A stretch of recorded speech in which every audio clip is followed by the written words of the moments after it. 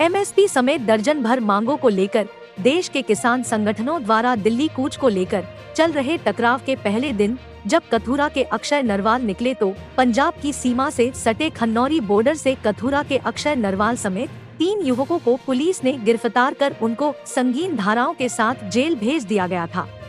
उसी दिन से भारतीय किसान यूनियन अक्षय की रिहाई के लिए लगातार संघर्ष कर रही है। इस कड़ी में आज कथुरा में एक महापंचायत हुई, जिसमें राष्ट्रीय स्तर के किसान नेता शिव कुमार कक्का और यूनियन के प्रदेश अध्यक्ष गुरुनाम सिंह चडूनी पहुंचे और 7 मार्च तक का सरकार को अल्टीमेटम देते हुए जींद एसपी कार्यालय का घेराव करने का निर्णय लिया। गांव में है वो पंचायत हुई है जो 3 लड़कों पे, जिनमें अक्षय नरवाल शामिल है, वो 3 लड़के जो जेल में बंद हैं 307 लगा के अवैध मुकदमे बना के उनको जेल में डाल दिया है और सरकार वो मुकदमे वापस नहीं ले रही है। तो आज यहाँ पे पंचायत हुई थी, पूरी पंचायत में ये फैसला लिया गया है सर्वसम्मति से कि 7 तारीख को एसपी जींद का घेराव किया जाएगा और वहाँ पे गिरफ्तारियाँ दी जाएंगी, सामूहिक गिरफ्तारियाँ। सभी किसान जेल में जाने के लिए तैयार हैं। या तो सरकार ये बता दे कि वो दोषी कैसे हैं, 307 कैसे लगाई, या 7 तारीख से पहले उनको छोड़ दे, और या फिर सारे हरियाणा के किसानों को गिरफ्तार करके जेल में डालने की तैयारी करे। वो हमारे भाई हैं, हमारी आवाज़ उठाने के लिए गए थे, हम सारे सामूहिक गिरफ्तार देने के लिए तैयार हैं। तो 7 तारीख को जींद एसपी का घेराव किया जाएगा और वहीं पे सब किसान गिरफ्तारियां देंगे, और वरना फिर घेराव जो है वो परमानेंट जारी रहेगा, अंदर के अंदर और बाहर के बाहर। कुल कितने आदमी बनाए हैं कमेटी में जो टोटल आपने? देखिए, कमेटी तो जो है कि सीनियर लोग थे, एक संगठन से एक आदमी, वो एक कमेटी बनी है, वो जो जैसे वो आगे संचालन इसका करती रही। इस दौरान पंजाब की सिंगर सोनिया मान, आप नेता अनुराग ढांडा, कांग्रेस पार्टी के यूपी के प्रभारी प्रदीप नरवाल, बड़ौदा के विधायक इंदुराज नरवाल समेत अन्य सामाजिक संगठनों के लोग पहुंचे और महापंचायत के निर्णय का समर्थन किया। देखिए, ये नैतिक जिम्मेदारी बनती है कि वो देश के लोगों को रोजगार दे और अपनी मांगे सही रखनी चाहिए। हमारी पूरे देश में जनसंख्या है 15 करोड़, एक जगह मैंने उस दिन ही बताया था होना चाहिए, और हरियाणा 15 करोड़ संख्या है। एक परिवार में 5 आदमी होते हैं कम से कम, पंजाब का भाई तो 15.75 करोड़ पिछली बार आंदोलन जीता था, तो इस बार भी सीधे रूप से खेती से जुड़े हैं। वहाँ पर 5 करोड़ मजदूर, लेकिन सरकार किसी तरह का दबाव नहीं मान रही, लगातार आंदोलन जारी है। तो क्या लगता है कि सरकार दबाव में आएगी? देखिए, सरकारें हमें ट्रैक्टर बनाने वाले, ट्रैक्टर सुधारने वाले, कीटनाशक बनाने वाले, खेती से जुड़े अनाज की ट्रेडिंग करने वाले, ये 2 करोड़ लोग हैं। उनके परिवार में 5 लोग हैं, तो 2 पंजे 10 बंधुओं। अब आया चौथा मामला, चौथा है जब 110 करोड़ लोग। मैं सारिका, आप देख रहे हैं जगत महान न्यूज। किसान आंदोलन पार्ट 2 चला हुआ है।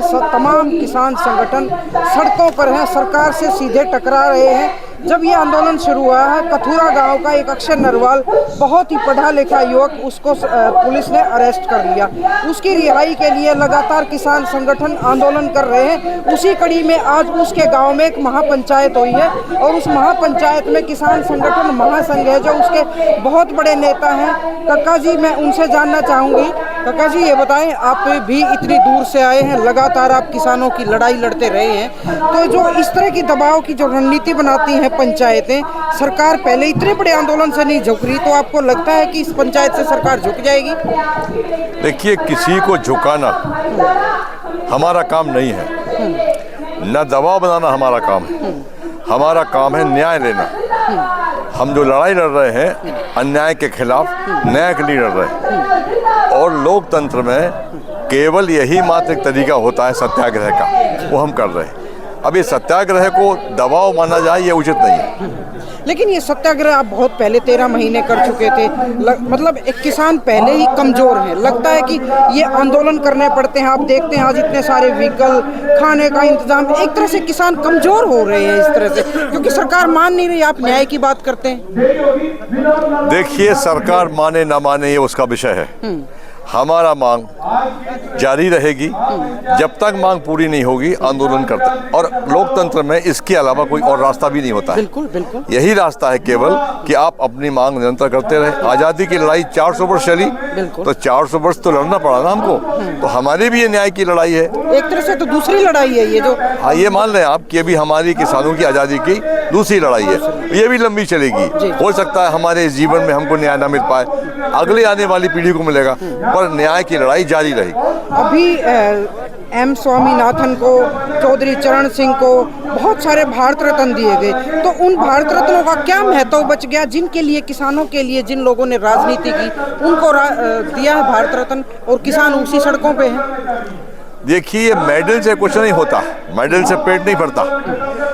आर्थिक जब तक किसान को आज़ादी नहीं मिलेगी, मेडल से अगर चौधरी चरण सिंह को मरने के उपरांत आप दे रहे हैं, अच्छी बात है, वो एक सम्मान दिया है चरण सिंह जी के लिए, उनकी सेवाओं के लिए, परंतु इससे किसान की समस्या तो सॉल्व नहीं होगी। बिल्कुल बिल्कुल। तो किसान की समस्या को सॉल्व करने के लिए किसानों की दिशा में सरकार को ठोस कदम उठाना पड़ेंगे।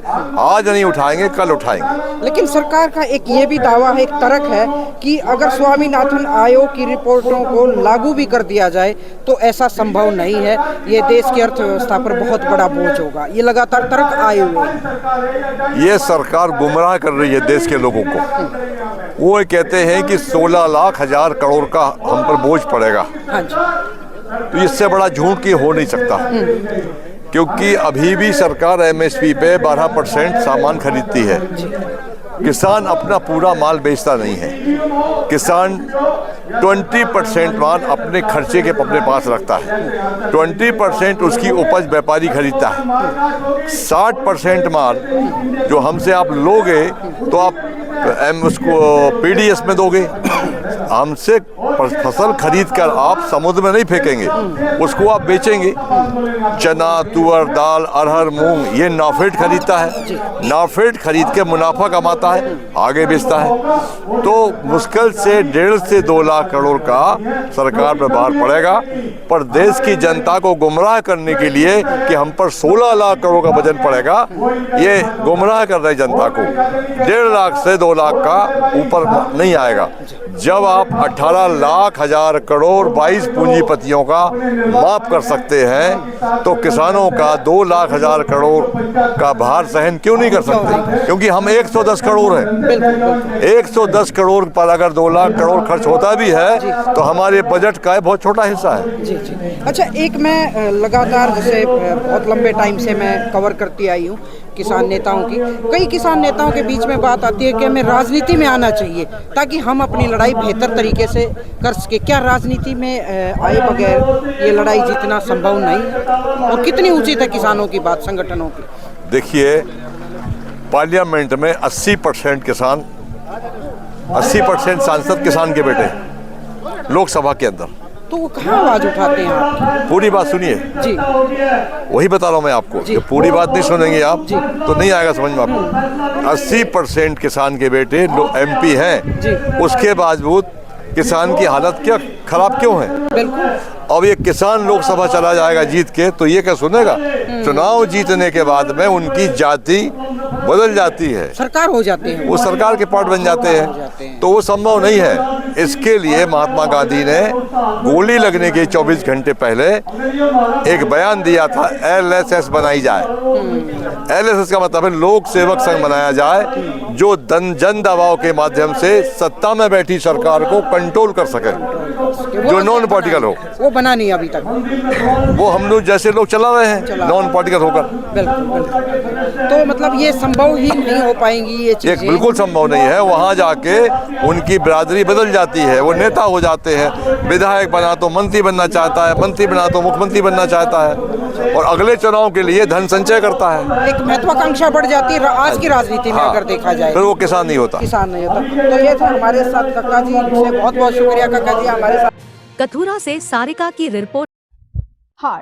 Heart is the pumping organ of our body. Here we explain blood circulation through heart. Blood circulates 2 times through the heart. Firstly, the deoxygenated blood enters into right atrium through superior vena cava, and then It enters into right ventricle by crossing tricuspid valve. After that, deoxygenated blood goes to lungs for oxygenation through pulmonary artery. After oxygenation, oxygenated blood enters into left atrium through pulmonary vein. From left atrium, oxygenated blood enters into left ventricle through bicuspid valve. Now, oxygenated blood enters into aorta and the oxygenated blood distributes itself to all body parts and organs.